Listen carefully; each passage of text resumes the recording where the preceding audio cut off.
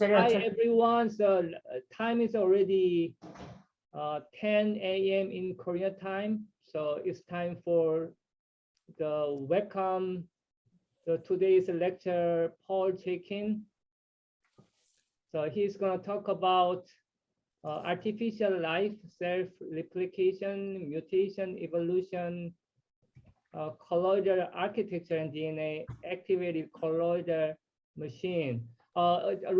Sorry, before starting, we please participant, please see the chat window. I mentioned some notice because I need to make a participant the name list to the funding agent. So please make your Zoom name with affiliation. Thank you for your cooperation. So please welcome today's lecture, Paul Chaikin, please. Okay, I should start? Yeah, are you ready? Okay, great. Okay, so thanks for inviting me to the summer school. It looks really good. I listened to Professor Park's talk, which was a beautiful talk, and it leaves a very high bar for anybody that comes after him. I doubt I can do it, but we'll see. Okay, so this, oops, there you go. Oh, my screen is sort of blocked. Okay. So what this is about is the summer school is about the emergence of life. And I always have a little problem with that because I don't really know what life is, and I've never found a reasonable definition of what it is. I mean, there are things you usually associate with life, and the things you usually associate are motility, things move. Of course, there are lots of things in active matter now that move that aren't alive. There's metabolisms, which you can also find. It involves self-assembly, it replicates itself. I think the two biggest things are that will sort of define life are self-replication, exponential growth, and the ability to evolve.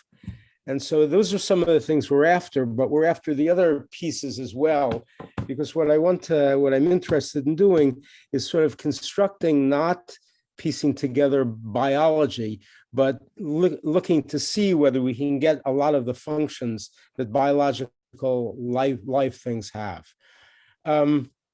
Why would you want to do it? Well, for one thing, if you do things, there's lots of work on the nanoscale, and if you make devices on the nanoscale and you want to have macroscopic quantities of them, you're not going to produce them in series or in parallel. The only way you're going to do it is exponentially.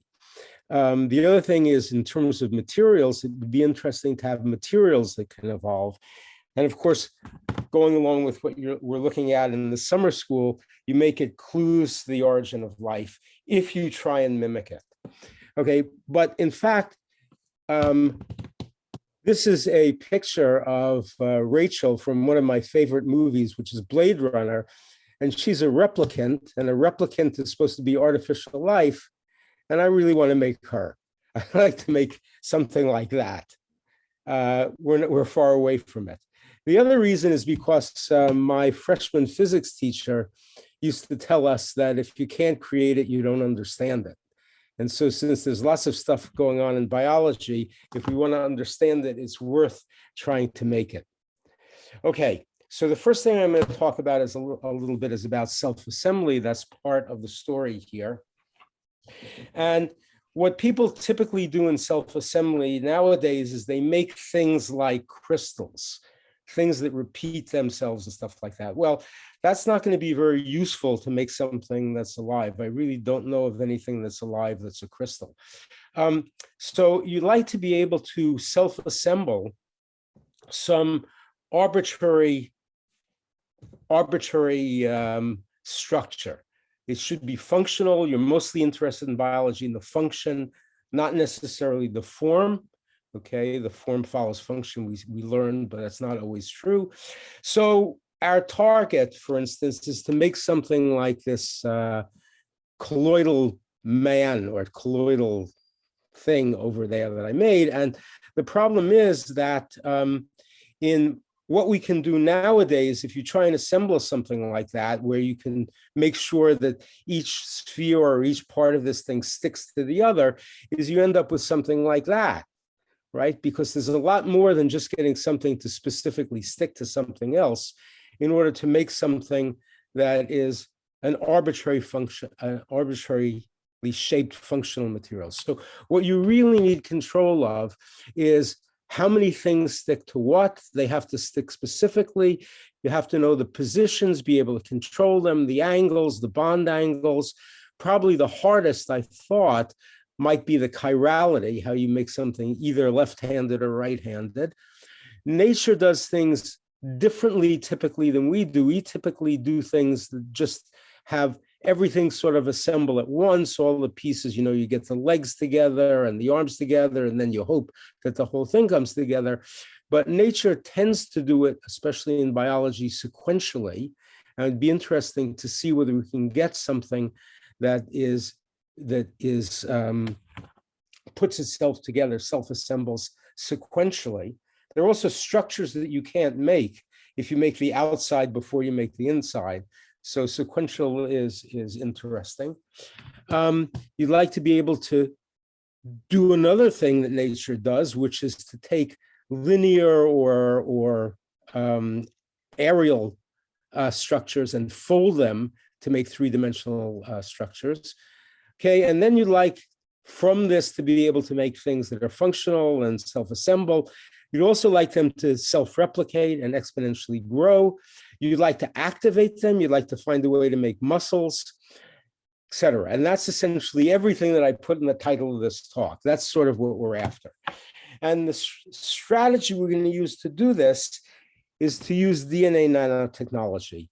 And one of the main reasons for doing that is because my collaborator and my colleague is Ned Seaman, and he 40 years ago invented this field.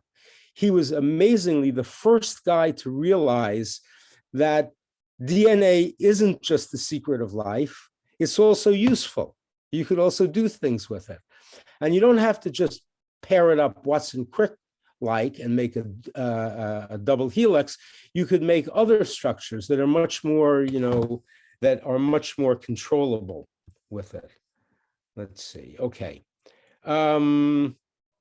Yeah. So most of what I'm going to tell you about is, well, it's all due to Ned, and some of it is done with Ned.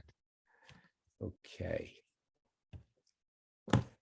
Okay. So why do we do this? So typically, if you want to do things, if you want to create different structures, and if you want to do self-replication and you want to do things like that, you want things which can recognize one another, which with specific interactions.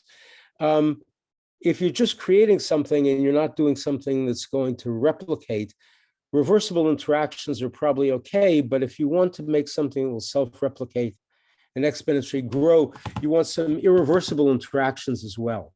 So part of this you can get directly from DNA. So the nice thing about DNA is instead of inventing your chemistry, you could invent a chemistry so you can stick things together and have some interactions which are, you know, you get direct interactions and all other interactions are orthogonal. But DNA gives this to you, and DNA is very convenient. All you do is you spell out your sequence, and essentially only its complementary sequence with very few errors in it will bind to that. So you have a way of making specific binding. Okay, we'll talk more about the binding later. And so several people who were sort of apostles of Ned, and maybe 20 years after he invented the field, which was in 1982, Chad Merkin and Paul Alvasados decided it would be cool to put together nanoparticles by functionalizing them, by attaching DNA to their surfaces, so they would stick to each other specifically.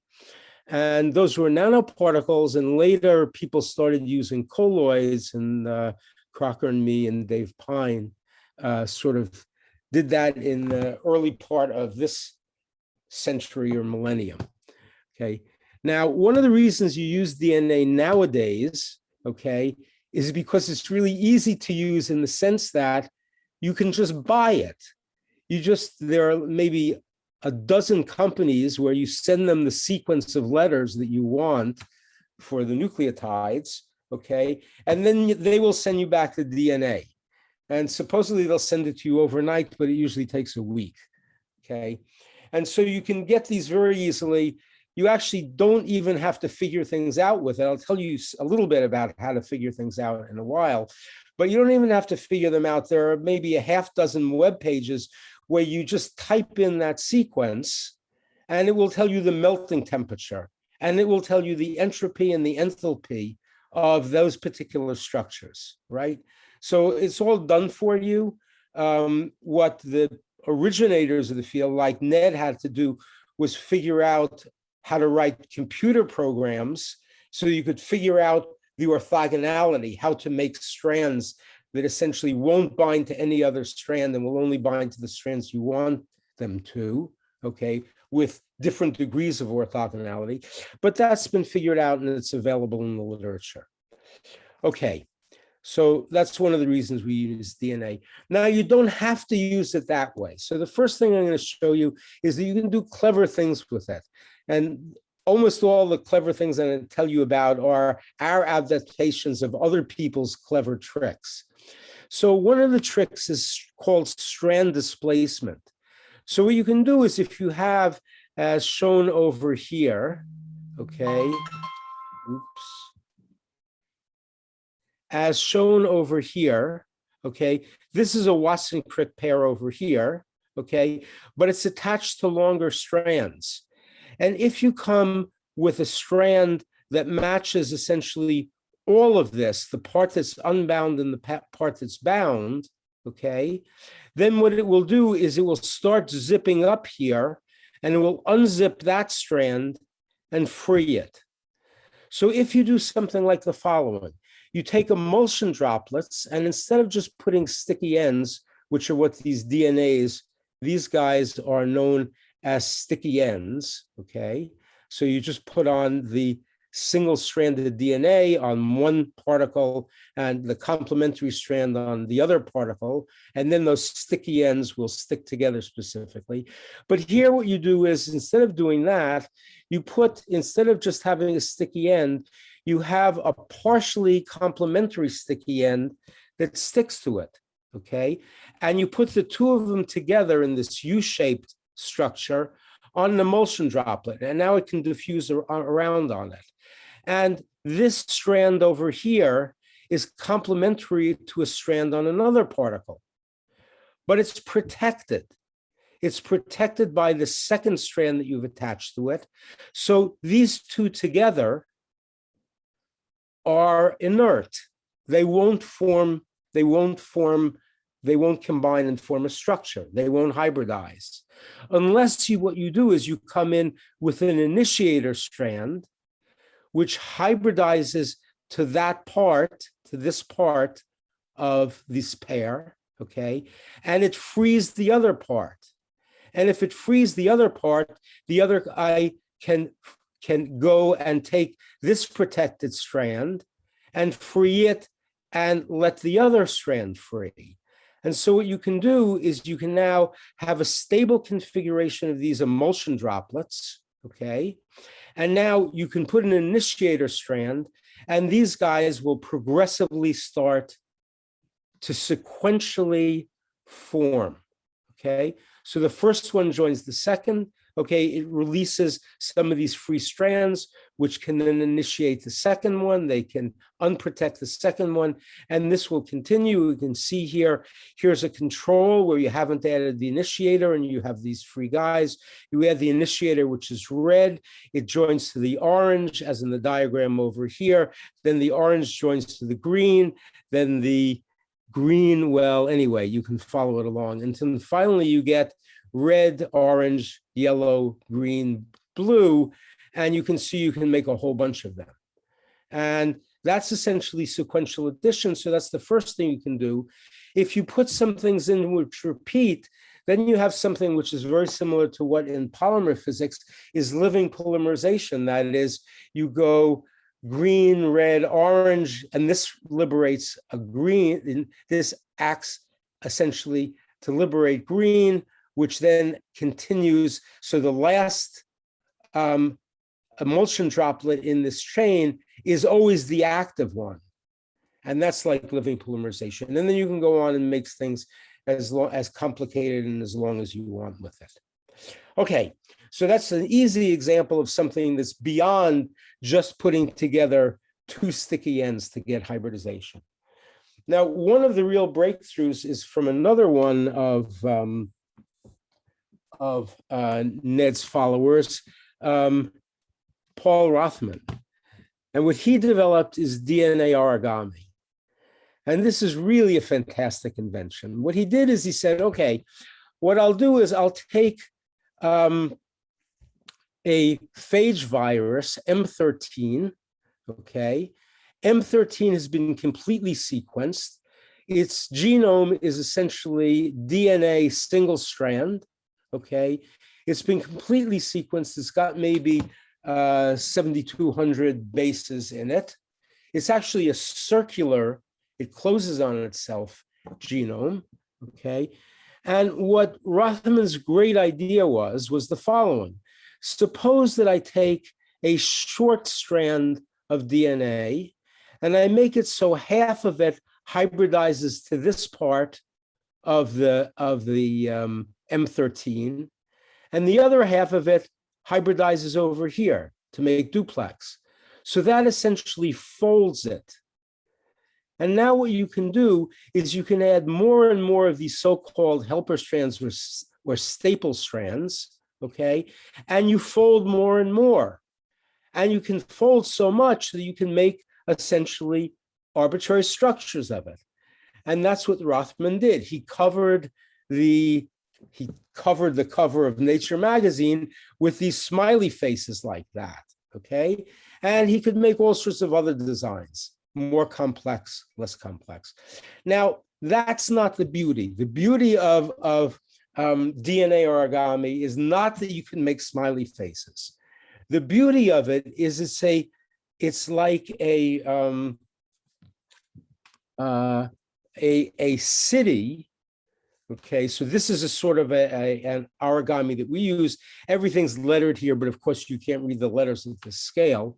Okay, this is a blow up of a small region of it, and the blue here is the single strand that comes from the virus, and the staple strands are shown over here, part of them. The beauty is, since you know what the sequence is of the phage virus, okay, once you fold it, you know the address of every base pair in this entire structure. It's like you have a city with every place labeled with an address. Now, what does that mean? What can you do with it? Well, here there's a staple strand that goes like that and comes around and ends over here. Suppose you don't end it over there. Suppose you continue it. Well, it's not complementary to the rest of this blue strand. So what it does is it comes up off the face. And now at that position, at that specific position, you can put whatever you want. You can put another piece of DNA. You can put a piece of RNA. It turns out you can also put a protein, an enzyme there. It also is true you can put a nanoparticle there, okay? You can even put a nanotube there. And now you've got a way to make architecture, okay, where you can't really even see the scale that you're doing it at, but you can place things to nanometer accuracy relative to one another, and you can build things up from that. And that's really a phenomenal tool. It's like a breadboard for electronics, where you just stick things anywhere you want and build whatever you want. So this is really a tremendous advance in the field of DNA technology. So one of the ones that we found very, very useful to use is this cross tile, okay? It's still just one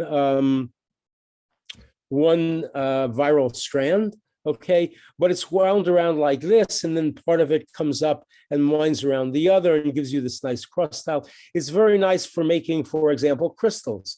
And early on in the early days of DNA nanotechnology, people were really interested in whether you could make crystals out of this. And in fact, you could make sort of reasonably good two-dimensional crystals, okay? Three-dimensional crystals waited another 20 years or so until Ned finally did it, made three-dimensional crystals with a structure I won't show you, but which is based on a tensegrity triangle. These are very nice. It turns out they're not really as flat as they look, but you can get rid of some of the flatness by taking something which has this strand on top and that strand, and then connecting it to one which is rotated by 90 degrees. And you can tell with the orientations here, because they're a little in the region where these two sort of top and bottom sections overlap, there's sort of an equal sign that allows you to see what the orientation is. Okay, so what are we going to do with that? Well, one thing we can do with this is we can do one of the problems I mentioned early on, which is control the valence of our particles, okay? How do you do that? Well, what you do is you take these cross tiles, okay, and you put some sticky ends. So they're flat crosses, okay? I forgot whether I mentioned the scale, but the scale is about 100 nanometers by 30, 100 by 100, and the arms over here are maybe 35 nanometers. So they're kind of small, especially compared to a colloid, okay? But you can functionalize, you don't have to just stop at making that cross. You can put sticky ends on the top, which are going to be specific for sticky ends that you're going to put on another colloid. But here what you do is you put down, let's say, a bunch of these guys which are functionalized on top with sticky ends, and then a bunch of them which are complementary to the arms on the ones that have sticky ends on them. And what this does is it makes an aggregate. So you put these down on the surface, okay? These guys will aggregate, and they'll form a patch here, which can functionalize directly to another particle. And then you can put, that gives you a valence 1. Now I can take an orthogonally functionalized set of these cross tiles and put them down and make another patch. And now I've got valence 2. And these guys can either be made to go to the same complementary particle or do a different complementary particle. And now I can put as many of these guys down as I want, and I've got control of the valence. And that's sort of shown over here. I can make a valence of 2, which gives me an alternating chain. Here's the longer alternating chain. You can make that alternating chain as long as you want. Here's something which is valence. Well, these guys are valence 1 and these guys are valence 2, okay? But it's a heteromer or a tetramer. You can make it specific as you want. Here's something that's trivalent. So you can control the valence now with this. And this is combining colloids or emulsion droplets with the origami. Now, I thought that the hardest thing to do would be to make something that's chiral. And I don't mean something that's just chiral. I mean something that is specifically left-handed or right-handed, okay? And I'm not going to do it just by holding a mirror between them, although supposedly I could. So the question is how you do that. And the idea is, okay, well, now what I want to do, instead of just have little patches, what I want to do is I want to decorate the colloids over here with origami in such a way that I can get this yellow guy in position over the red one and relate it to the position of the green one. I can get the positions right.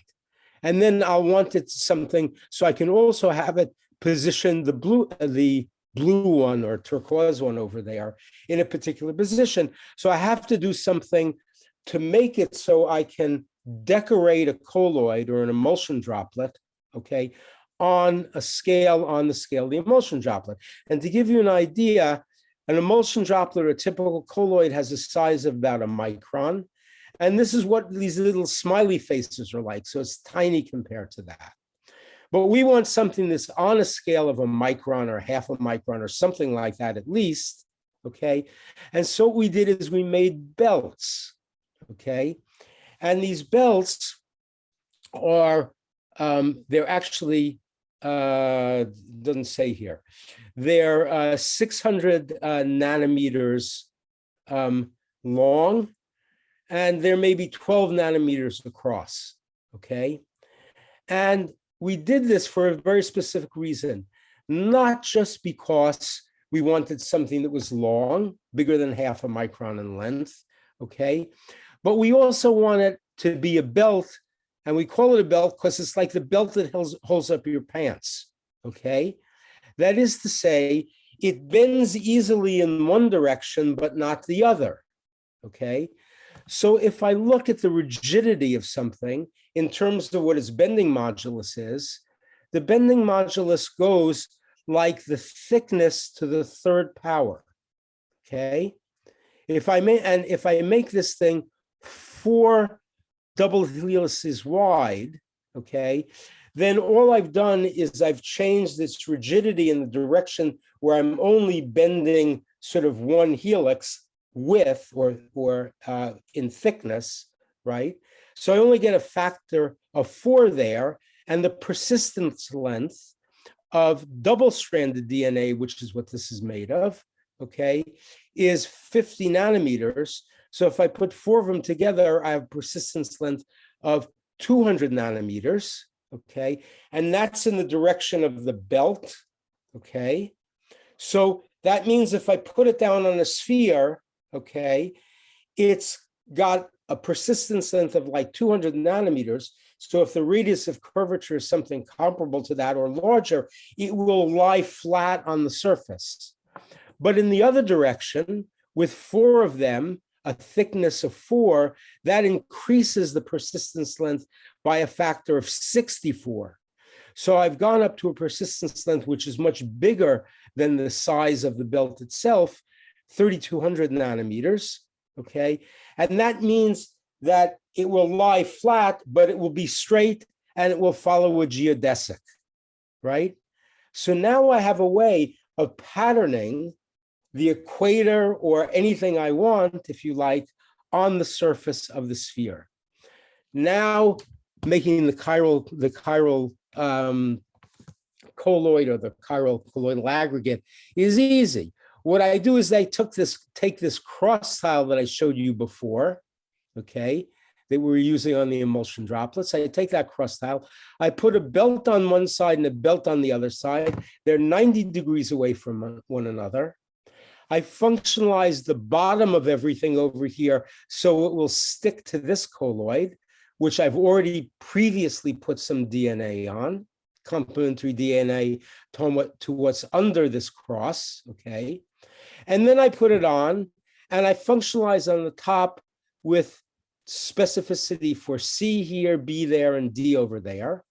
And so now a colloid which is complementary will sit at B, another complementary which is colloid which is complementary will sit on C, oops, and finally D will sit over there. And so I put B on top and I put C prime complementary over there, D prime over there, and I have one chirality. And if I simply reverse the flavor of the DNA that I put on those two, I get the reverse.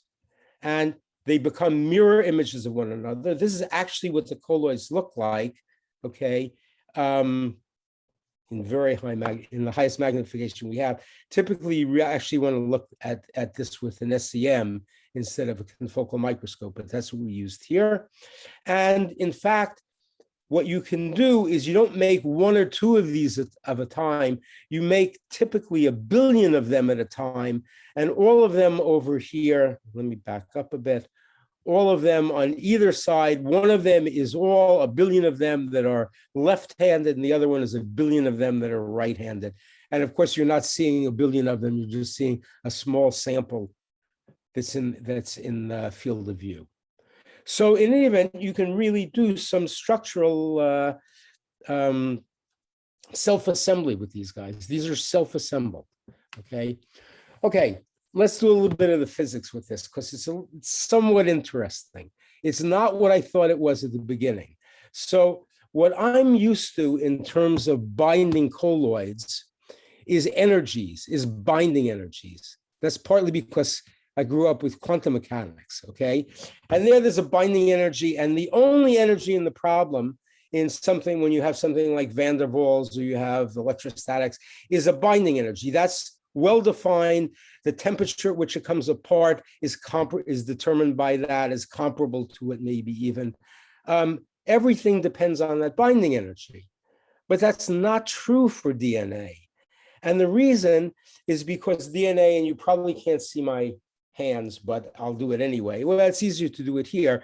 You take single strands of DNA like that, and they bind to make a duplex.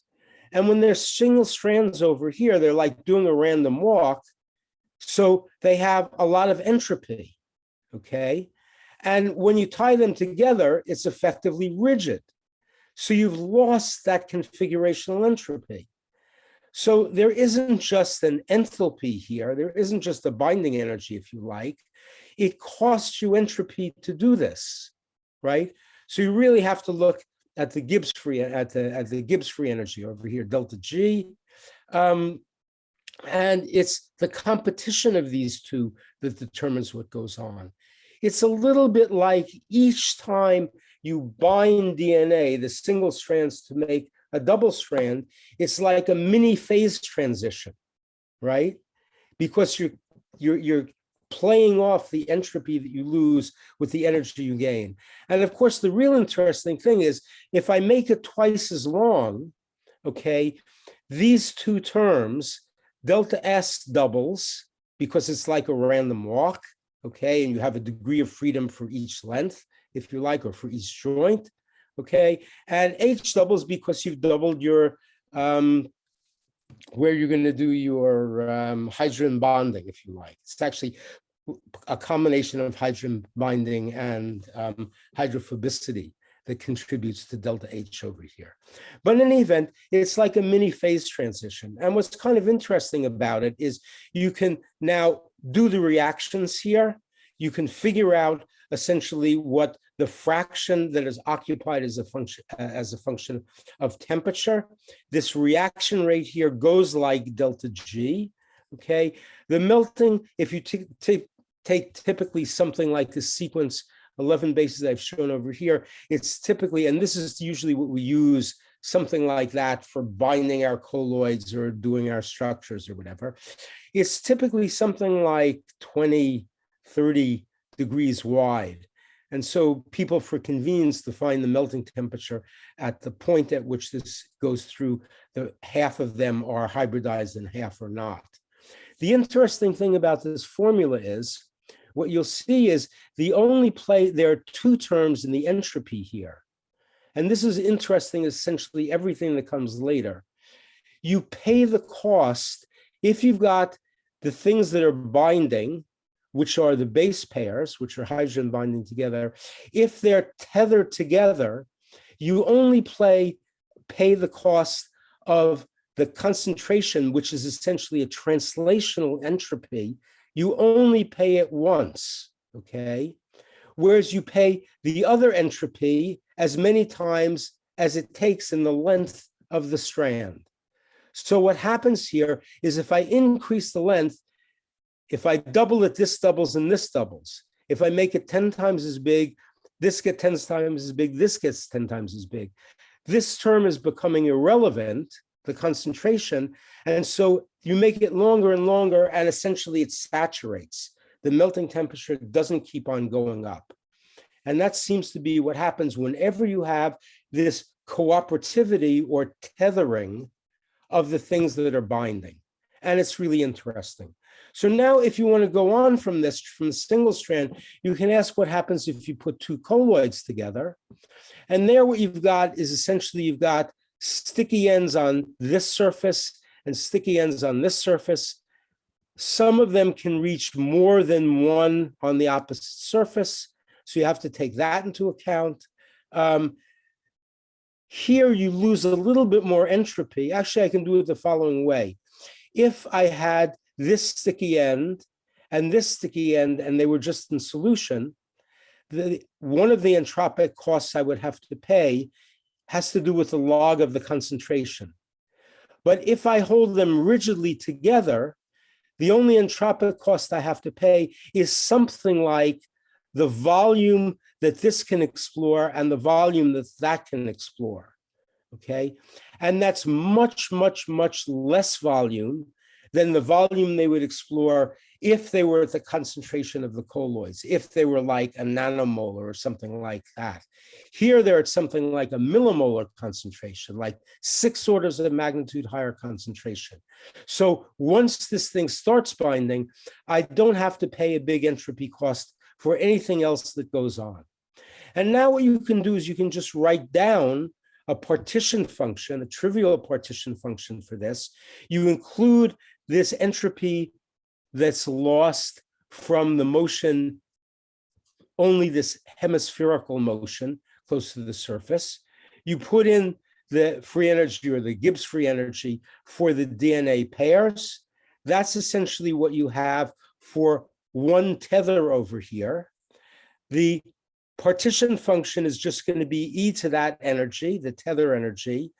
K is the number of different bonds that I can make from one surface to the other.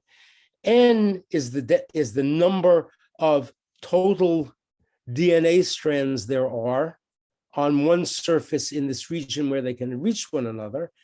And that's just the total partition function, okay? And you just take the log of that and you get the free energy and you plug it in to find out what the melting curve should look like. And here's what the melting curves look like. And the melting curve, if I just had, well, this is for 4 bonds. So it's just 4 DNAs in this region where you can reach one another. It's actually a coverage of the surface of 2.5%. And now if you increase the coverage of the surface up to where you can get, let's say, 160 bonds in this region where the DNA sticky ends. By the way, I should have mentioned the DNA sticky ends are typically on the scale of 20 nanometers. They're nowhere near, so they're sort of a very fine fuzz on the surface of the colloids or the emulsion droplets, okay? And you see here, it also has the property that I suggested to you, that as you increase the number, these guys get closer and closer together, okay? Because most of the entropy that you had down here is from the translational entropy, which has to do with the concentration of the colloids, whereas essentially you only pay that once by this stage, and you've got 160 bonds there. Okay, so that's part of the story of, there's lots more interesting I could go in as well, but I found that particularly interesting because it's categorically different from the usual interactions, which just give you a binding energy. Okay, now we're going to go to self-replication, okay? How far have I gone? I've gone 40 minutes already? Okay, right? Okay, now we're going to look at self-replication. Self-replication is an interesting topic. Lots of smart people, not including me, have looked at it. That is, I'm not one of the smart people. So here's one of the smart people who looked at the problem. It's Penrose. Now, you guys may recognize the name Penrose. He won the Nobel Prize for cosmology last year, I think, or the year before. Okay. He also invented Penrose tiles. This isn't him. This is his father. Okay. And he writes this article here in the mid-50s, and he mentions that it happens his colleague, Roger Penrose, who just got the Nobel Prize, okay, mentioned to him, that's his colleague. Roger at that time was a teenager, okay, but he got the idea that if you're looking at self-replication, why not just try it, okay, sort of what Feynman would say. And he said, let's just make a toy that self-replicates. So he took essentially something that you could shuffle back and forth. You could just take a trough and tilt it one way and tilt it the other. And he put these gliders in it. And these gliders have bumpers on them. So as you slide it back and forth, they just bump into each other and nothing happens. But if you slide it far enough, they actually roll up on one another and they latch, okay? And when they latch, when you take it back from its position that you've tilted it to, okay, they stick together. Not bad, okay? But like I said, these guys are smart. And what they realized is what you get from this is not self-replication. What you get is crystallization. And crystallization is not anything like self-replication. It's not like self-replication because self-replication means that you exponentially grow. You replicate, okay, and then you replicate again, and that's exponential in time. And as we all know, crystallization is algebraic in time, okay? So they had another idea, okay? One of their ideas was they say, oh, well, you could always do is if you want to grow something exponentially, you can grow a crystal, okay? And then you can take a hammer and you can smash it and let it grow some more, and then smash all of those guys again. And in fact, that will give you exponential growth. And some groups actually have shown that you can do self-replication with DNA tiles, okay, and get some exponential growth from that, okay? I'm pretty sure they did that. Anyway, but these guys were smart. So what they did is they modified their tiles so they had a different form. There were two tiles now, these guys and these guys. You run it and you actually get a replica, okay? And they said, well, this is kind of cool, but we'd like to make something that has more degrees of freedom to it. And they realized this is just in one dimension. If we stack them like this, the further we stack them in the second direction, the more variability we had. And they built these guys in the lab out of wood in Oxford. And you can look up, there's a YouTube video, actually there are several YouTube videos, which show them putting these guys together and getting self-replication. But that was a really cool idea, and it's a really good start. Okay, we didn't want to do that because we wanted to look at not only self-replication, but we want to have the exponential growth, which is very hard to do that way, and eventually selection and evolution. So we wanted to do it on a much smaller scale, so we decided we'll do it with DNA naturally, because that's what we're using. And what we thought we'd do is we take two things which could hybridize to one another. They're called bench-triple crossovers, okay? What they are is three DNAs that are held together like this, with sticky ends that are coming down, complementary sticky ends coming up from something which can bind to it to make this 6-helix structure put together. Here's actually what the motif looks like. Those are the nucleotides in it. It's going to look something like that. We can model it like this. And the idea is we can put these guys together, okay, and then have it assemble individual ones of them on top of it in a sequence. And then we can separate them and we'll have a replica. And then we can cool down again and get another set of individual tiles to fit on this long tile, the sequence tile, okay, and do self-replication many times that way. Now, what I want to emphasize here, and you should see it in this movie, if I can get it running again, okay, is, let me see where I can stop it. Oops. Nope. Let me go back. Okay. What I'll tell you with. Let's see where I can stop. There. Okay. So these guys are together now. And that's going to be our seed or our parent.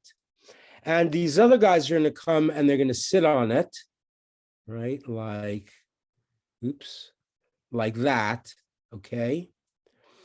And being here, having these held together, okay, these guys can hybridize, okay? The sticky ends that are horizontal here can hybridize, whereas if I follow, and then I can cross-link them and make that permanent, and then when I heat it up, they come across.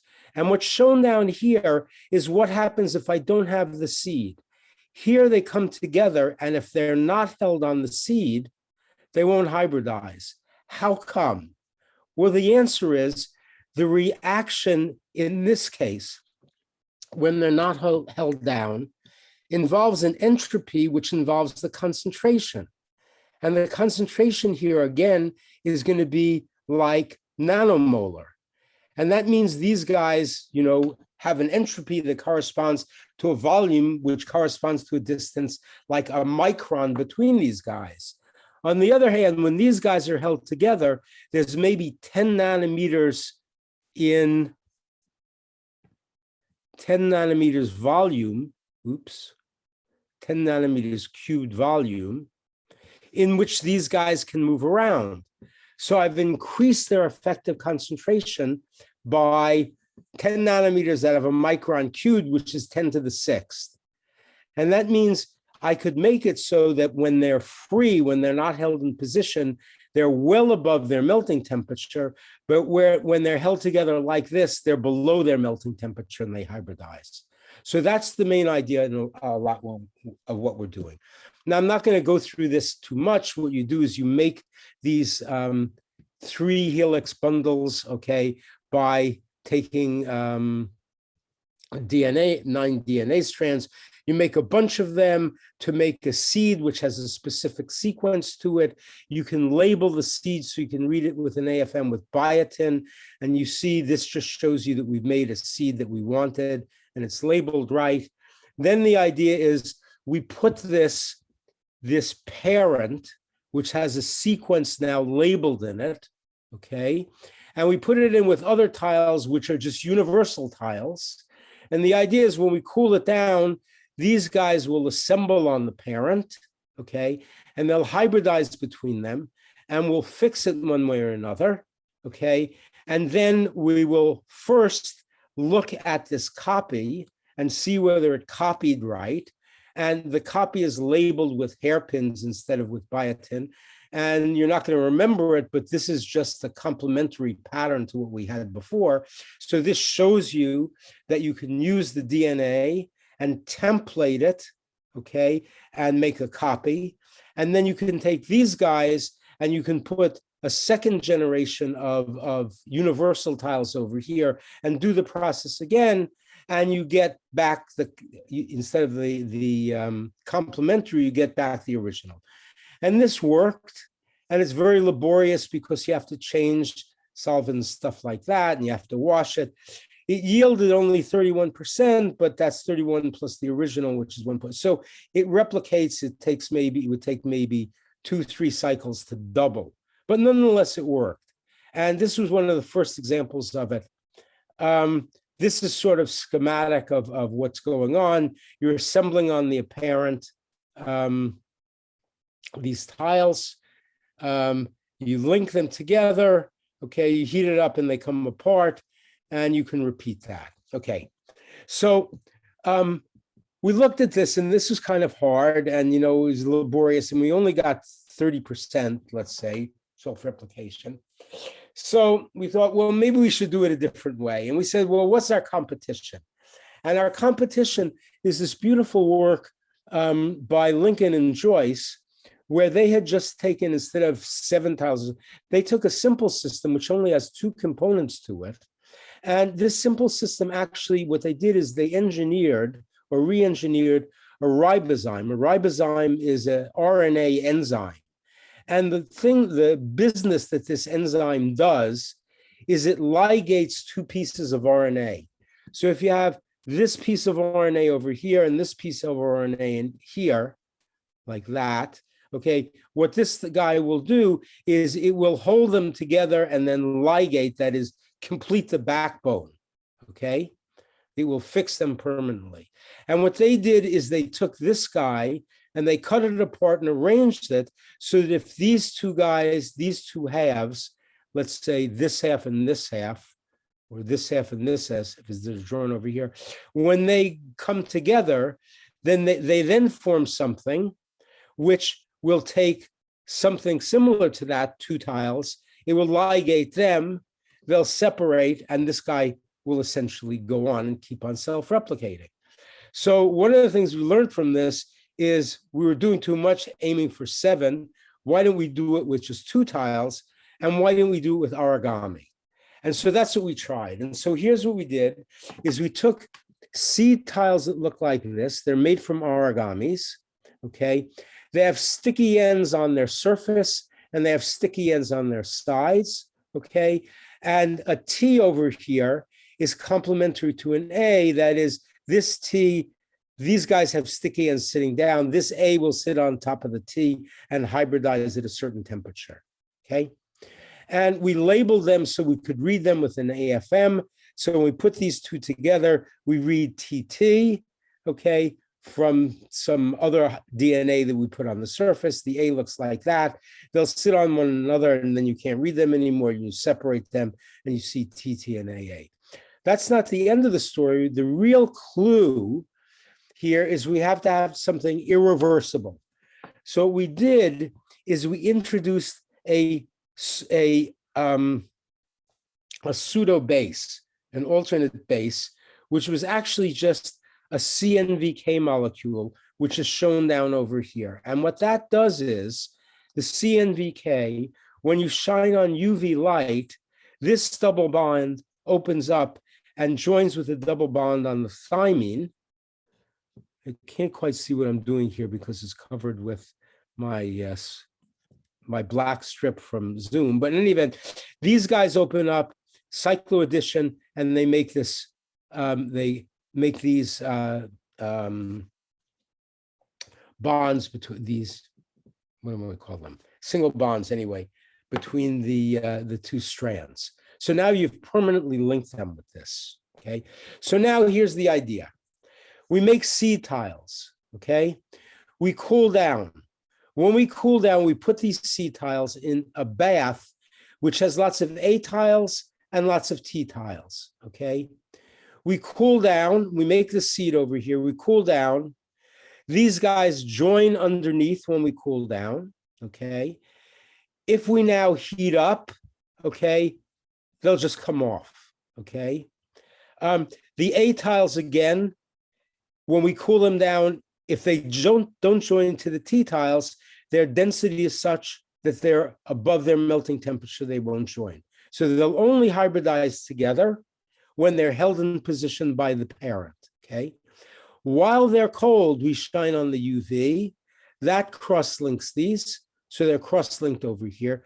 We heat it up, we get the original guy back, and we get a daughter. And the daughter, okay, the templated daughter is in the right configuration that when we cool down, it will assemble the T's on top of it. And again, when we cool down and shine on the UVs, these will cross-link. And what this should do, this guy essentially goes linearly. This guy essentially grows exponentially. Every cycle, I get back the original and a copy.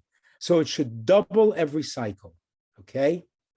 And by the way, what I should have said earlier is part of what you think of when you think of self-replication is you've got an autocatalyst, okay? You catalyze yourself. You catalyze a copy of yourself. And the catalysis that goes on here is all just in this fact that when you hold the individual components together, you really increase their effective concentration. And that's essentially what the catalysis is in this step. And this is essentially autocatalysis. Okay, so this should double every cycle. So the first time we tried it, we tried to go for 16-fold increase. So we cool it down and heat it up, and it doubles. We cool it down, we shine on UV and heat it up, we get 4. We cool it down and heat it up, we get 8. We cool it down, we heat it up, and it just gets a little bit more, and we do it again a little bit more. So it peters out, okay? So something's a little bit wrong. So we go for a 32. Here, it doubles, exponentially growing until it gets 16, but the last batch, trying to go to 32, is really slow. We go for 1024, it goes to 512, and then peters out. Well, the reason it peters out is because then we have as many monomers as we have dimers. So the dimers that we have compete with the monomers for sitting on the previous generation, and it slows down, okay? So now we get tired of making it grow like this, And we just go and we do what's called a serial dilution experiment. We let it grow for 4 cycles. It essentially gets to 16. We dilute by a factor of 6%, that is by a factor of 16. We add more monomers, we let it grow again, we dilute it, we let it grow again, we let it go. We do 24 cycles, and this is complete exponential growth. And after 24 cycles, we've increased by 7 or 8 million the number of dimers we got from our seeds, okay? So it really does exponentially grow, no doubt about it. We check this by looking at gels. Okay, if you put a dimer in a gel, it will, in an electrophoretic gel, it will have a lower mobility than a monomer. So you can see what's a dimer and a monomer. Here's our mixture that goes into, the 8th cycle. It's mostly monomers and a few dimers from the previous dilution. You can see that the number of monomers as we go through these cycles shrinks and the number of dimers grow, and it actually grows exponentially, just as we found by looking at the AFM figures, okay? Now we do a control, okay? So we don't put a seed in. So what happens is if we had a seed in 1 cycle, it would grow, well, I should have said this here. If you do the math from here, you'll find out that I lied to you. If I do 24 cycles and I get 8 million, let's say, amplification, it's not really 2 per cycle. It's actually 1.96, which isn't so bad, okay? The replication, instead of being doubling, is 1.96. So if we do 1 cycle here with the seed, we would have gotten up to here. We increased the number of dimers by 96%. If we don't, we increase it a slight amount and we keep on cycling. And after 20 cycles with no seed, okay, you have a 14% increase, which means it doesn't grow exponentially on its own. And it means that although you get some dimers, the dimers are not like the parents. They're not like the dimers that will replicate. So what we're doing what we're actually replicating here is not just making dimers, but we're making dimers in the right configuration with the information in them that allows them to replicate.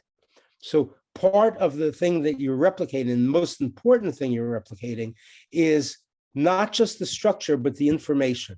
It's encoded from the configurations with the information for forming future generations. And one of the things I'm writing here is what you might have expected to happen, which goes to immersion of life in this, which would be a immersion of life in this case, is a curve that looks like that. If this thing goes on sort of linearly making dimers, and then one of them has the right configuration and takes off exponential, that would be origin of life in this experiment. Okay, so we've got a system that self-replicates and exponentially grows. Can we make one species grow faster than another? Well, of course you'd expect we can. And the way we do it is we change the growth rate, okay? And that has to do with how these guys assemble. And so what we do is we use a trick, which I didn't even know existed before, talking with Ned, that in fact, you can not only make double helices, you can make triple helices.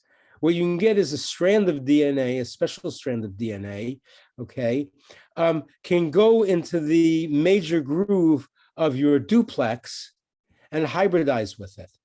And so there are 2 ways we can use this. One way is we can use this as the sticky ends that are going to hold our parent to our daughters, okay? And the other way we can do it is we can make it so that it prevents the parent from hybridizing to the daughters, okay? And this way over here, what I want to do is have this sticky end go to that sticky end, but here I've hybridized it to make it inert, okay? And it turns out this triplex binding is pH dependent, okay? So what you can do is you can make it at low pH, only these guys will bind with any regularity, and these guys won't. So the red one will grow faster than the green. So if I look here at low pH, okay, that's this guy and this guy, the red grows faster than the green, okay? And if at high pH, the opposite happens. Now, this one binds and this one doesn't because triplex binding is prohibited, okay? So we did it at both low and high pH, and it did it, and to make sure we hadn't screwed up anything, after one beat the other for a couple generations, we switched, okay, the way we were doing it. So now the ones that were growing slow before grew fast, and the ones that were fast before grew slow, okay? And so we can control the replication rate in that way. Okay, here's something that's a little bit cool. What I just showed you were rectangular tiles. Now these cross tiles, which we like so much, okay, they can also self-replicate, but instead of doing it face to face, they can do it edge to edge or arm to arm. So this guy can hybridize with that, okay? These two guys can stick on top of there and then form this structure, okay? And they of course, they'll double each cycle as well. But using these arms instead of face to face, we can also do something that's sort of cool and gets back to what the Penroses did. We can have a parent, and if we functionalize both arms, top and bottom like that, we can use this parent to nucleate a crystal growing up and growing down from our parent, okay? And since everything here is held together, what we can now do is we can shine on our UV, cross-link these guys, and instead of getting one offspring, we can get many offspring. We can get a whole litter of offspring, okay? And here's what some of the ladders look like, okay? Some of the one-dimensional crystals we get look like in the AFM, okay? So we do this, and how big the ladder grows, how big the crystal grows, depend on how many of the monomers there are to let it grow, what the concentration of the monomers is. If we put 1 to 32 to 30, these are alternate generations. It gives you maybe a factor of 3 or 4 per liter. You can get up to 10. Here it shows 8. And so now we can get an amplification of 1 million in only 6 cycles, which is kind of neat. Okay. Now, what about doing mutation and evolution? Okay. So we want to take this system, which we can exponentially grow, okay, self-replicate and see whether we can mutate it. Well, the mutations, as you might expect, are pretty easy. Actually, they're a little bit like real mutations. What's giving information from one generation to the next is binding the tiles, the parent tiles, to the monomers, to the tiles that are going to form the next generation. And that's done by a bunch of specific sticky ends sticking out here, hybridizing with sticky ends on the monomers, okay? There are 7 sticky ends here. They have different sequences, okay? And we can do is we can make a seed like this, which has these specific sequences on it. We can make a completely different set of tiles, which also replicates, but has a different sequence on it, okay? And what we can do is we can change the letters on the initial one so that there's one mismatch, or 2 mismatches, or 3 mismatches. There's many number of mismatches we want. And we can make them so that the mismatches, okay, have a certain probability of going to the other species, of joining on to the other species. That is, we can make it so that by changing these, that I have a species AB, okay, which replicates on its own. And if I let it go, what it'll do is AB in a set of A's and B's will just continue to replicate AB. If I make CD, CD as a parent will replicate and make just CDs. But now I make it so that AB 74% of the time will hybridize will hold AB tiles underneath it, and 2% of the time it'll hold CDs below it, okay, and replicate. I label these guys in such a way using this nice equal sign business that we have on these cross tiles, that AB tiles I can read because they'll have parallel equal signs, and the other ones will have perpendicular to the distance between them signs. So now here's what we do is we use this trick of making ladders, of using crystals. You start with an AB seed. Most likely it will attract A monomers and B monomers on top of it. Sometimes it will attract a C and a B. We make it so those guys won't stick together. Their horizontal sticky ends won't stick together at all, okay? But down here, if I get something where a C sticks to the A and a D sticks to the B, these guys can make a mutant species, okay? Okay, which then can replicate. So here's what we do.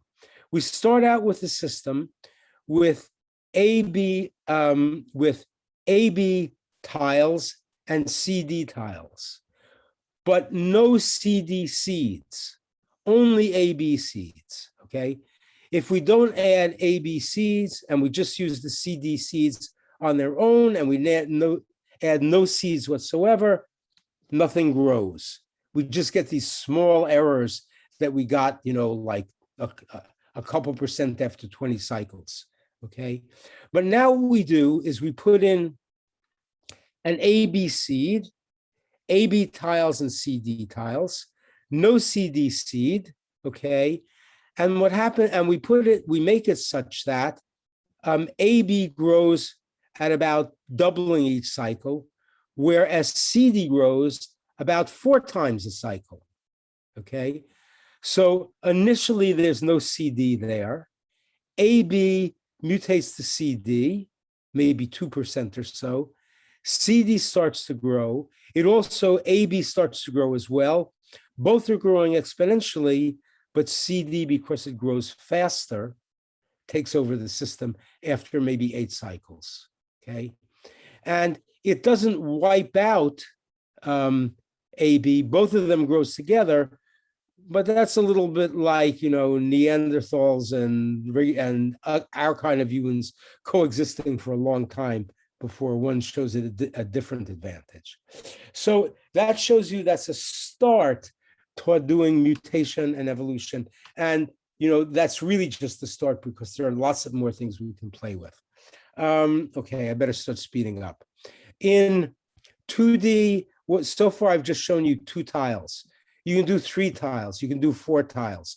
If you start making them nonlinear, you have to use the faces because you can no longer use the edges to template. If I try and template an L like that, I can't template in the same plane. I have to stack it on top, okay? So if I stack it on top, I can do replication and I can get, you know, these angles. And I think I showed them, no? I showed them over here that you can template, you can grow these angles over here and you can put 4 in a row, you can do all sorts of things like that. What about 3D? You always need another dimension if you want to template, and it's hard to go to a 4th dimension unless you're Salvador Dali, okay? But what you can do instead is the following.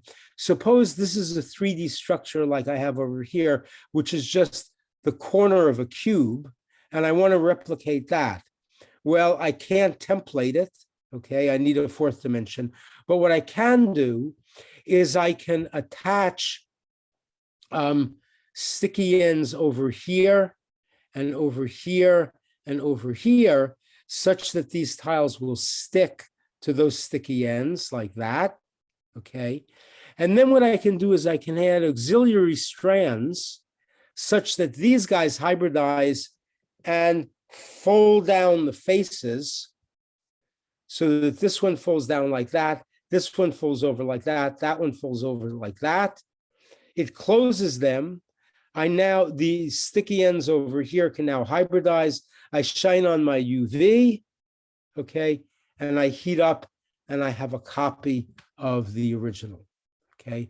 And I actually can make this so the copy is either, depending on how I make these faces, either the same chirality or the opposite chirality. And this sort of shows that that works. Okay, now, when I started this and I talked about replication, I said, oh, look what we're doing. What we're doing is we're, cooling it down and shining on light and heating up and stuff like that. The first time I ever gave a talk about this, somebody stood up, they really agitated. They say, what are you talking about? This has nothing to do with self-replication. This has nothing to do with, life, with anything like that. What is kind of nice is this? Okay. And before I could say anything, the guy that was in the seat next to me, okay, said, well, if you made it right, you could just put it outside. And I said, of course that's right, because that's exactly what I wanted. Because my whole idea in using this technique for doing self-replication is the only idea that I had about, origin of life or immersion of life is the idea that if what life does is it involves replication, which is a cycle, we know as physicists, one way to make a thing go in a cycle is to drive it in a cycle. And it's absolutely clear that life on Earth, okay, happened, whether it's caused it or not, it happened in the presence of a cycle. And not only that, everything that's alive today remembers that cycle. Everything alive today has that cycle. So why don't we just do this outside? So what I did is I took one of the samples, one of our early samples, and I put it on my roof, okay? Now, this is the park in front of my house. There's dirt down there, okay? I happen to have the roof apartment. I went down, I picked up some dirt, okay? Now, why do I need dirt? Well, the reason is our cycle, okay? Here's what I did. I took a styrofoam box. I put a sample under some aluminum foil, okay?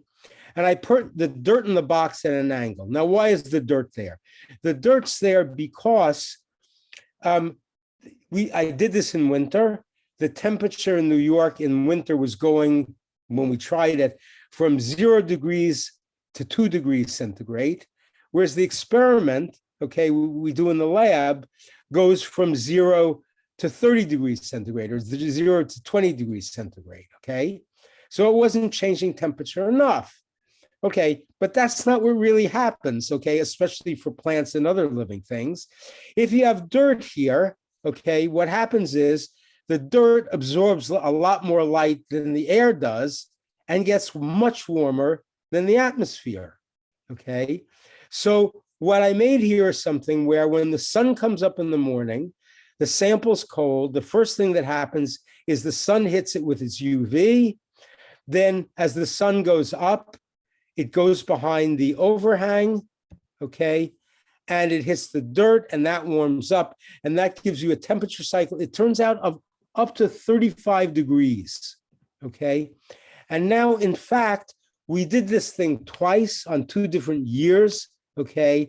We didn't do a real study of it because we thought people, oh yeah, good luck at getting this published. But in any event, we did it for 4 days. It turned out both times one of the days was cloudy, but over those 4 days, the sample amplified by a factor of 4, which if it's average for a day is about 1.3. So you can actually grow this outdoors, okay? Anyway, now I want to talk about machines with the time that's left. Cellular DNA machines. Now, why do I want DNA machines? Well, I want to make something that I can use with the technology we have. You guys all know that the universal fuel is ATP. ATP, it turns out, has about, its energy content is about 20 kBT per molecule, but it turns out it uses it very inefficiently. The most efficient use of it is when you use it in a molecular motor just at stall force, and then it uses about half of this, okay? DNA also, of course, has this energy that we were talking about, okay? And it's about 2.5, the delta G is about 2.5 kBt per base pair, okay? It uses it completely efficiently, okay? It uses that amount completely efficiently in a way that I'll show you in a minute, okay? You need a molecular motor to use the ATP. Typical motors are kinesin and myosin. They produce a force of 2 piconewtons or 5 piconewtons. DNA hybridization on its own gives you more than that. So at least DNA is in the right ballpark if you want to use it as a fuel, comparable to the universal fuel. Now, the way ATP works is it needs a molecular motor, and typically it's hydrolyzed somewhere deep in the molecular motor. Here's where the ATP is. It uses a lever arm like this tail over here in myosin in order to get some reasonable motion. The neat thing about DNA is you can make a hairpin with DNA, you can pull it apart, and of course it will rezip itself. So it's its own motor, it doesn't need anything else, right? It will just in hybridization pull its two ends together, okay? And people have studied that with tweezers and things like that. So essentially, all we need to make a motor out of this effectively is to put in a lever arm, to take the small distance that you hybridize here and turn it into a large distance, okay? And all that means is you want this hairpin or whatever you're going to use near the vertex of your lever arm. So what we did is we put sticky ends of DNA. We took some of these, well, they're like what we're using, 6 helix bundles like we were using in the first replication experiment. I'll show you them too in a second. So essentially rigid arms like that, 400 nanometers long. Close to the vertex, we put the DNA, which we're going to hybridize. We made a hinge, which I'll show you in the second down here. The ratio of the lever arm, 14 to 400 gives about a mechanical advantage of about 30, okay? The hinge over here is single-stranded DNA. If you use 2 thymines, 2 base pairs in 2 bases, nucleotides, in that single-stranded DNA, you're essentially at the persistence length. So it's going to open this up, straighten it out. If you put like 6 in, it's like a freely jointed hinge, okay? You can make it like this. Here's where we're going to hybridize. Here are these 6 helix bundles, which I'll show you in a second, and you just put single-stranded DNA between them like that. You can make one hinge like this. If you want to really extend it, you can make what we call an accordion by putting 9 hinges together like that. You can put a particle on top and you can mount this so you can observe the motion after you stick it to a substrate. Here's the way one of the hinges is made. You stick to the surface. You've got one rigid guy here, which is a 6 helix bundle origami, okay, made to be stiff, somewhat stiff anyway. You put 2 of them rigidly together over here, and now this hinge should move back and forth, okay?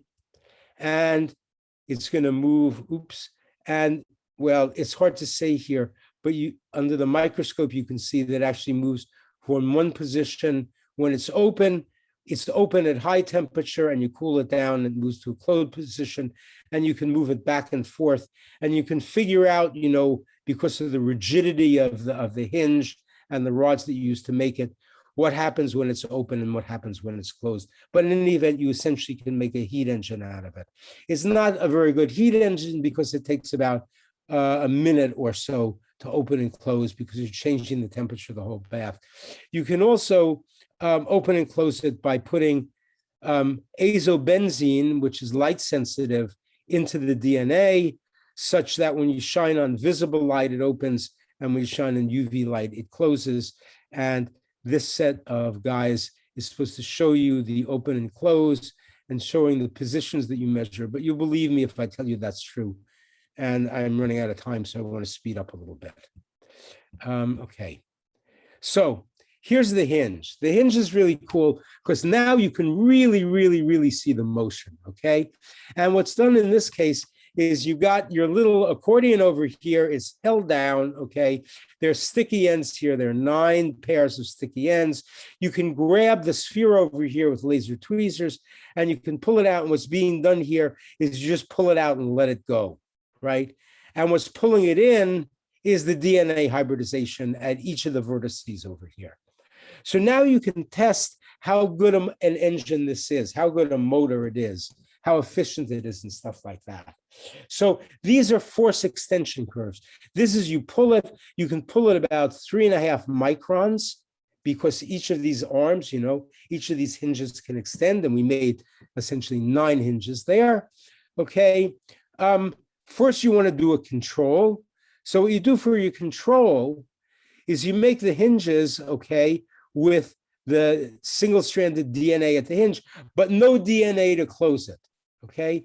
So it's just, you know, it's just freely jointed rods.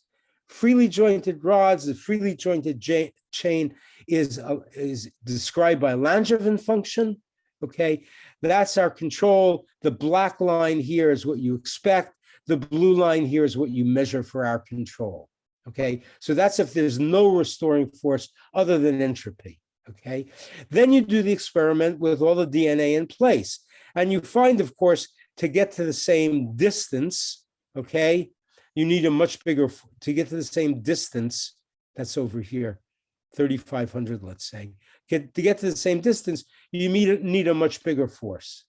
And this force extension curve, the first thing that's really cool about it is when we do the experiment, we find we pull this guy out and we measure the force extension, and then we measure the force extension curve going back. And they sit right on top of each other, which means that it's effectively reversible, okay? The energy that you store, you get back, okay? This doesn't tell you how efficient it will be in using energy. It just tells you how efficient it is in storing energy, okay, that it's retrievable, okay? Okay, now, if I look at the difference between our control and this, that actually is the work that I'm doing. So I can actually evaluate the work that I'm doing extending this and how much energy is stored. And when you do the integral under this curve, okay, let me move this up. Does it say here or does it say in the next one? Ah, something's missing from that slide. Let me go back, let me go back.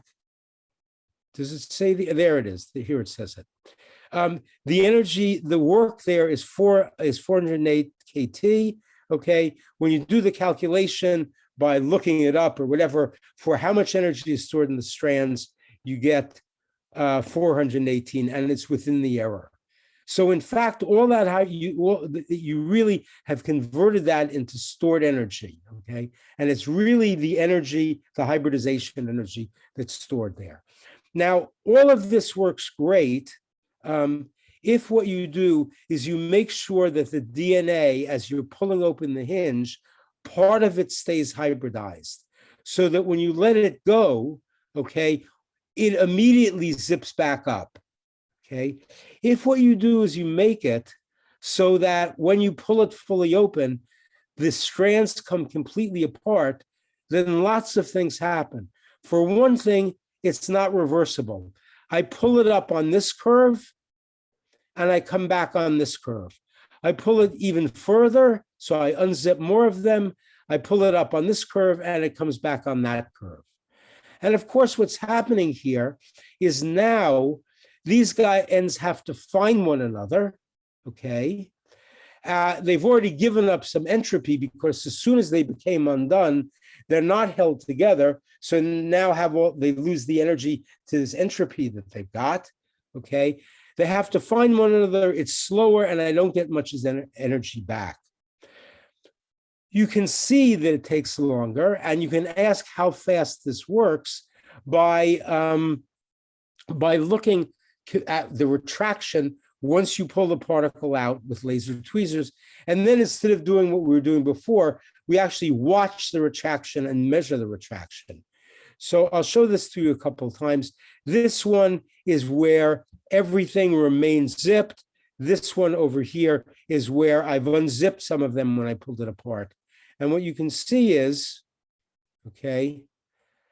The one that remains zipped goes back faster. I will play it again if I can. Back, forward. You can see that went right back, and the other one takes some time before it latches on.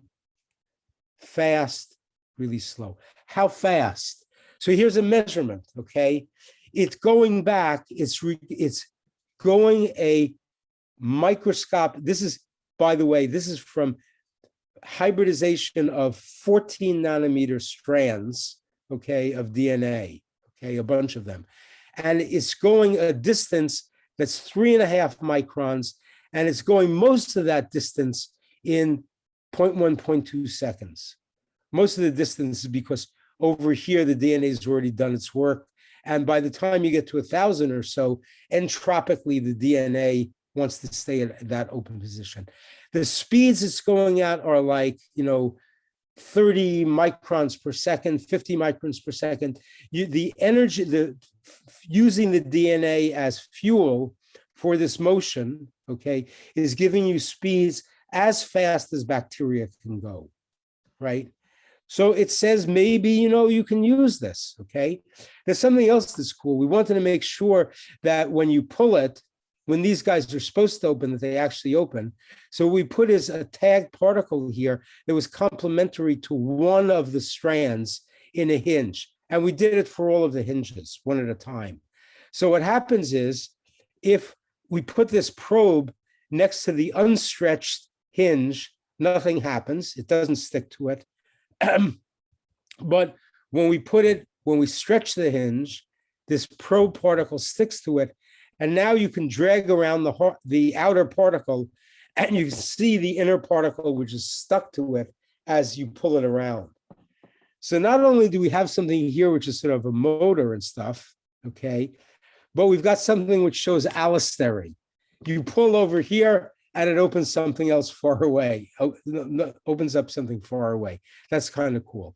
Now, what we really want is the motor, so we really want to get this to work on its own. We don't want to turn on light or turn on heated or anything like that. We want it to go on its own. So how are we going to do that? Well, it turns out we couldn't figure out a way to do it with DNA, but we figured out a way to do it with RNA and with an enzyme. So we're getting a little bit off just DNA and RNA. We're getting to enzymes now, but this is the first way this is one of the first ways we could think of making it autonomous, and it's kind of cool. This enzyme over here, which is called RNase H, is in every living thing, or something modified from it is. It is a very weird enzyme. When I heard what it does, it just blew me away. So it doesn't eat DNA. It doesn't eat RNA. It doesn't eat single-stranded DNA. It doesn't eat single-stranded RNA. It doesn't eat double-stranded RNA or double-stranded DNA. The only thing it does is it takes an RNA DNA duplex and it eats the RNA and leaves the DNA. Okay? Sounds crazy, right? Why does everything have it?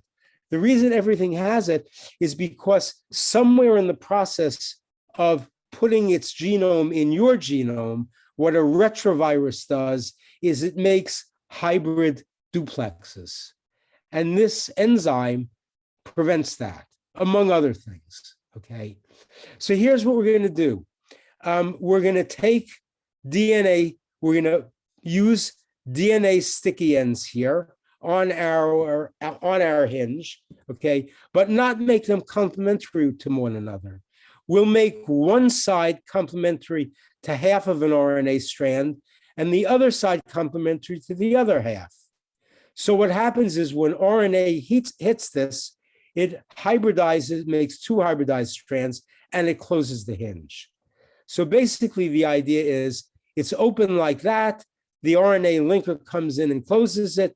The RNase enzyme comes in and eats the RNA, and that opens it. And here's our cycle, if we're lucky. Okay, so this is what the experiment we're going to do. We've got a sphere over here that we're going to track its position. It has this position when There's no RNA or an RNA is added. We add RNA to it.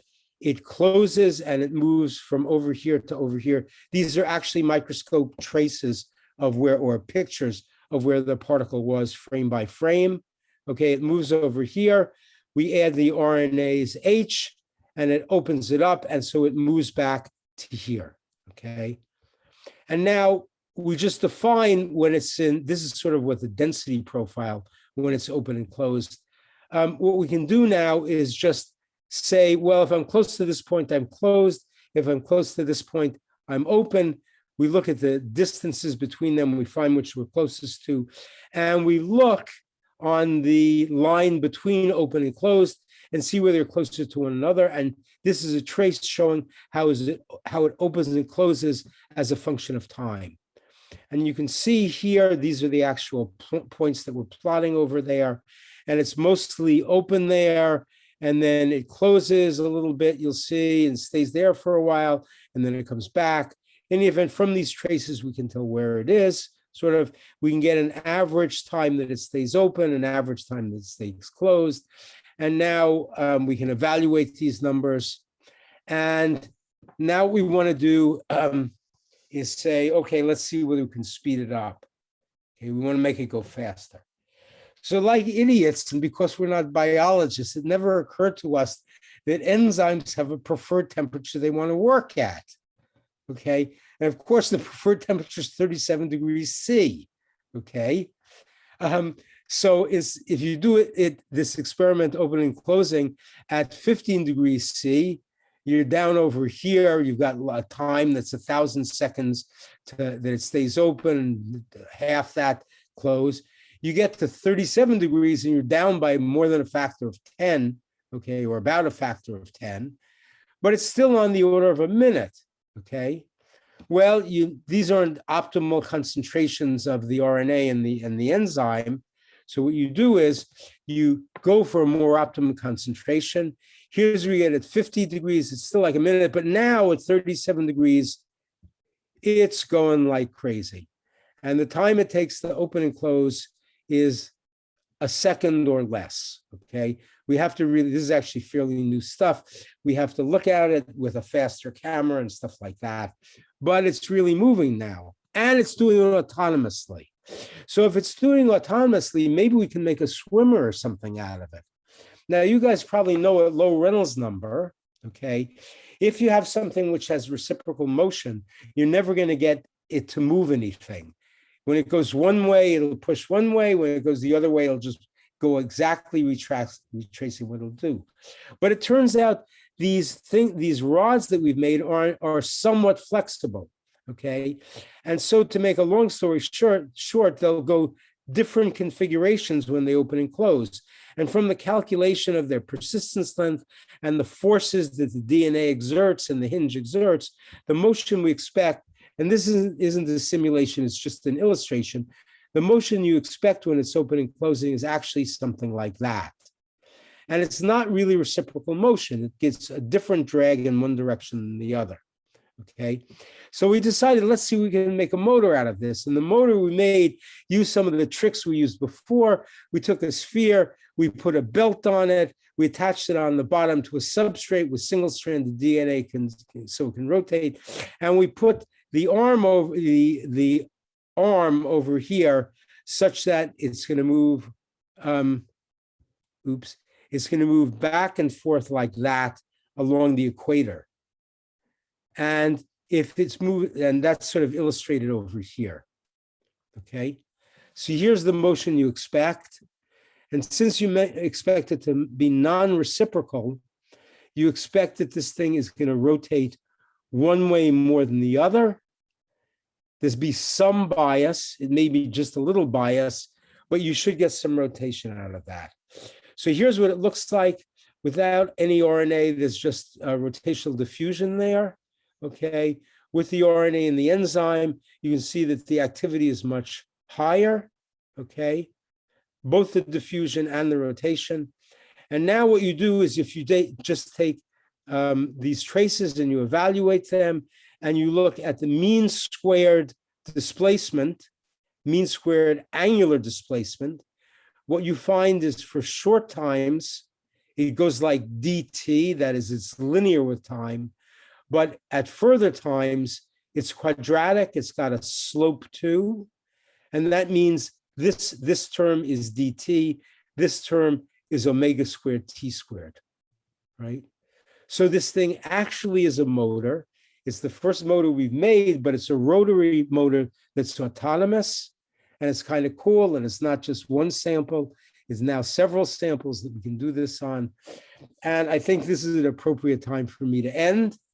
So hopefully what I've shown you, or I've told you something about, what DNA nanotechnology can do, why it's a cool thing to build if you're going to build, lifelike objects, okay? It might be worth doing it because you can build things, now you can activate them, you can make things self-replicate, you've got lots of ingredients here. And what comes next is more evolution and competition, more complex structures, adding sex to the problem. That's always a cool thing to do. These are the guys that supported the research, which I have to give credit to.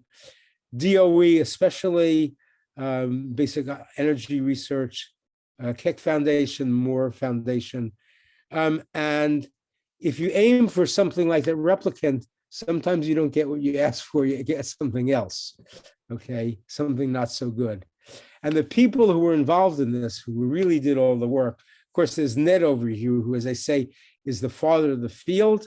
And for the past 10 years or so, here are the people starting down over here and ending up over here who have worked on the problem with us.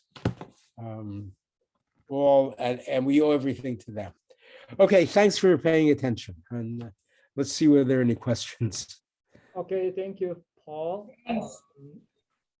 Now we get some question. Paul, can you open the chat window? There are several questions during your talk. But where's the log term coming from in the TM calculation? You want me to go back to that?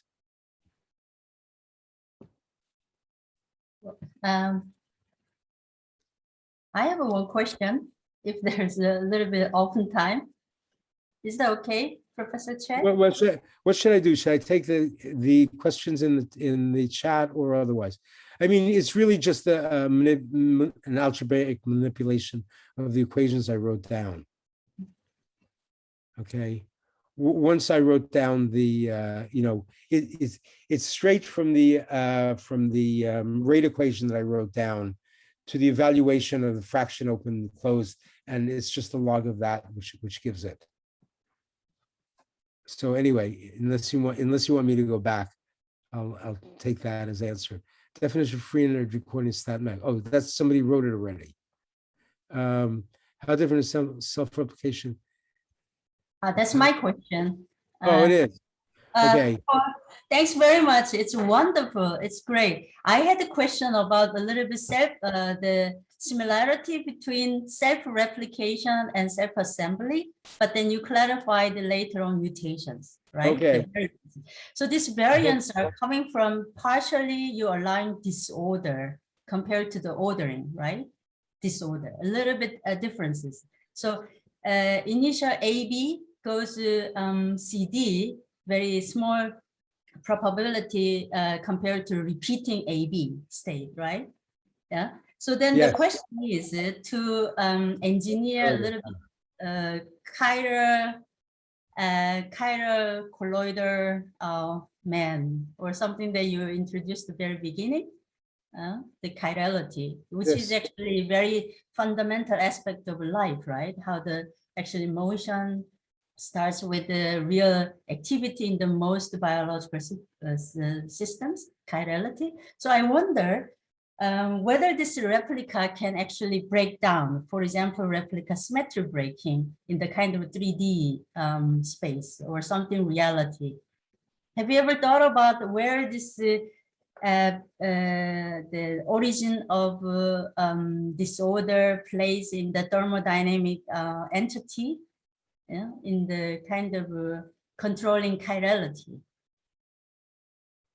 I don't quite get your question.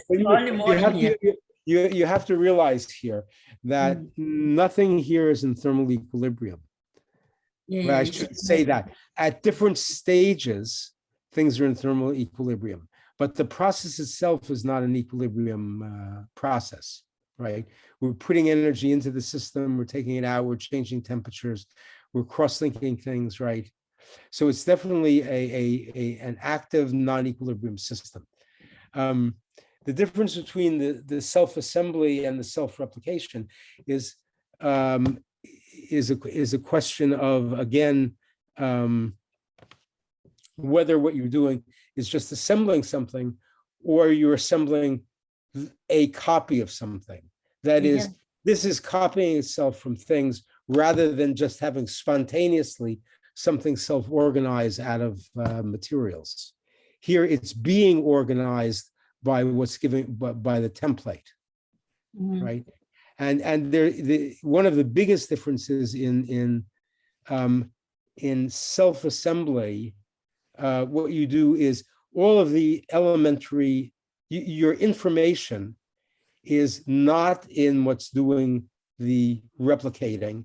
It's in each individual piece has the information where you're not passing on information from one generation to the next.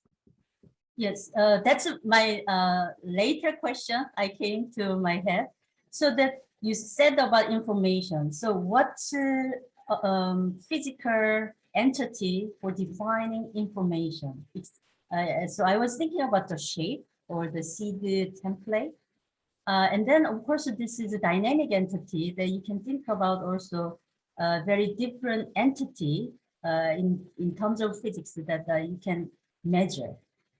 Of course, growth rate of transitional states, but there must be something else underneath, right? So what can be that parameter? Are you asking about entropy or information? Definition of information you mentioned. Well, the information here is the information in DNA itself is actually the code, right? Yes, that means is the code of the nucleus of the basis, right? Yeah, so that is really the very thermal energy between the linkers, like a CT, AG. Well, no, the information itself is just in the letters. It's just in the ATGC and the arrangement of them, right? Yeah. Right. But so then the information is there, but that's guiding. That information is being used in what joins to what, right? But then to engineer chirality, this is my final question. So that to engineer chirality in the 3D space, which I've seen also in my experiment. So I want to discuss with you later if you have time actually for the subject. So it's kind of a very nice construction of self-replica of this mesoscopic length scale for the bacterial phase, FD. And then actually by changing the ionic strength, you're seeing the different quite amazing zoo of chiral nemetic phases are shown, like a chiral mesophases are shown. So that's my fundamental question later. I'll try to approach you the question. So the thing is, there's a replica symmetry breaking is there, in particular concentration, as well as also the forming the length scale. So that's kind of a little bit of the question I had. But I mean, this can be another time, I think. Yeah. Yeah, right. Okay, thanks I'm for not sure about that. Yeah, okay. Mind you, there's nothing glassy in this problem at all.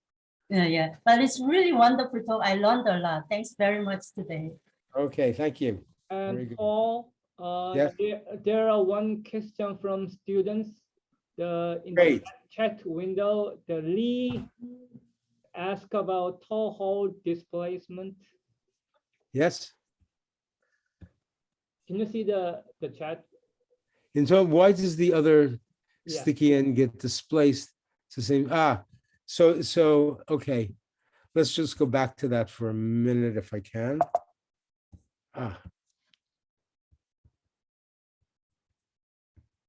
That was really at the very beginning, but I mean, it's a good question, and therefore I should answer it. So the way, here you go. So the way it works is the following. What you're doing is, hopefully you can see this. So here is the strand. Here's what I want to displace. Okay. So what I'm doing is I'm coming in with this strand of DNA, which links over here, okay, and then displaces this. Now, why does it do it? Okay, because you say, okay, the energy that I lost here, okay, is the same I gain from hybridizing. The black strip is taking away my view. Anyway, so what I gain from hybridizing over here, I've lost from dehybridizing this, but I've also gained this whole length back. I've also gained this whole length back here, right? So if let me see what I can do, whether I can explain this. I forgot, I can't draw. I can't draw.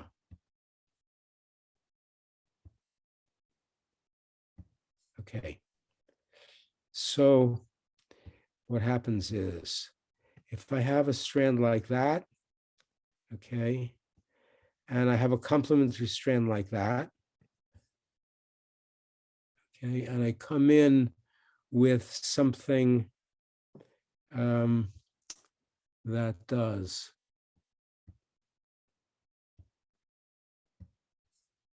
If I come in something which hybridizes on here, like that, okay, then if what I want to do is I want to compare the energy of,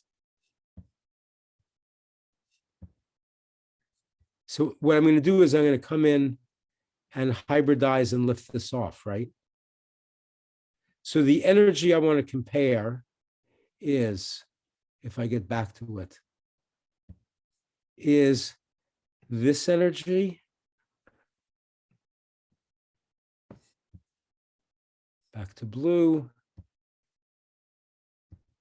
is this energy, right?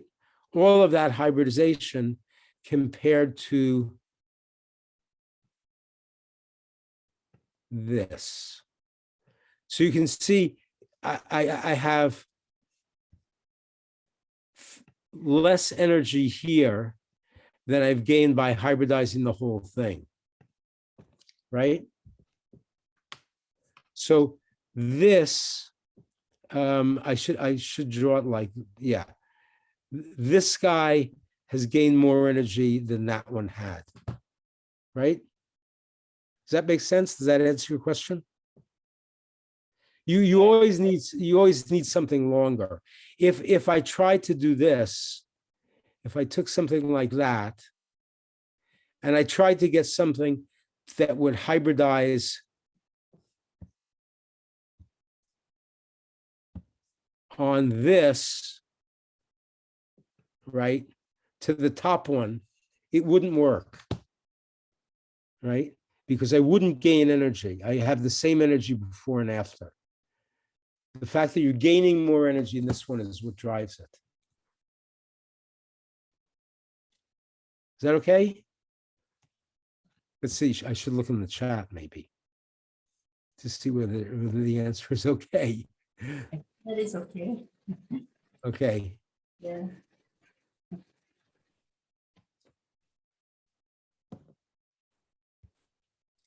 Okay, anything else? Okay, and some more question.